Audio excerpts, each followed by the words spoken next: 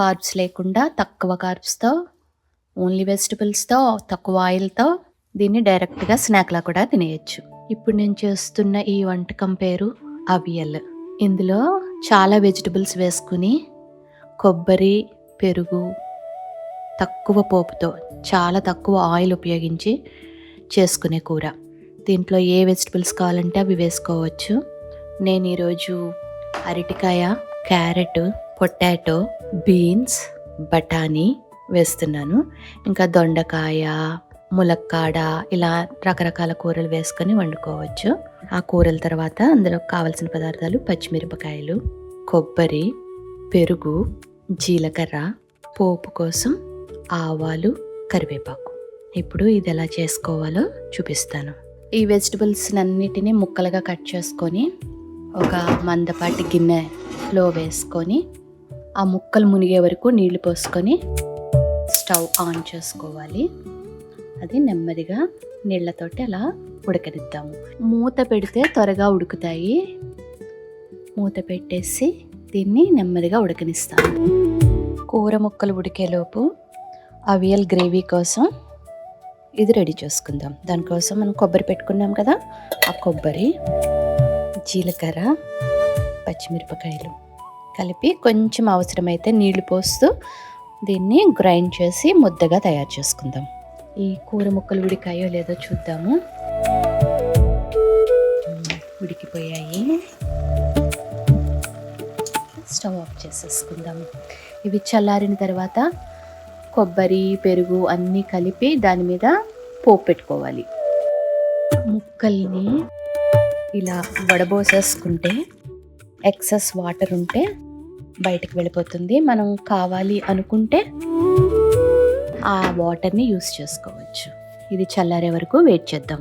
ఇప్పుడు ఈ ఉడికిన ముక్కలు చల్లగా అయిపోయాయి. వీటిల్ని ఒక గిన్నెలోకి తీసుకొని మనం నూరి పెట్టుకున్నాం కదా కొబ్బరి వేసేయాలి. కావలసినంత ఉప్పు, నేను ఒక 1.5 స్పూన్ వేసాను. నెమ్మదిగా కలపాలి.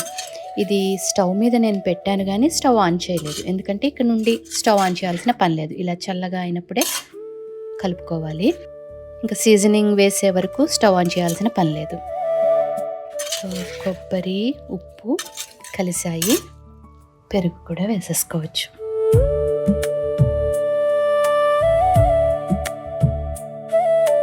కొబ్బరిలోనే పచ్చిమిరపకాయలు, జీలకర్ర కూడా వేసాము. కారము పచ్చిమిరపకాయలతో వస్తుంది, పులుపు పెరుగుతో వస్తుంది, ఉప్పు వేసాము, రుచి కొబ్బరితోటి, ముక్కలతోటి వస్తుంది.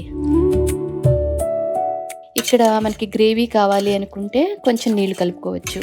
లేదు యాజ్ యూజువల్ మనకి ఇలా పీసెస్ లాగా కావాలి అనుకుంటే ఇక్కడ వదిలేసేయచ్చు.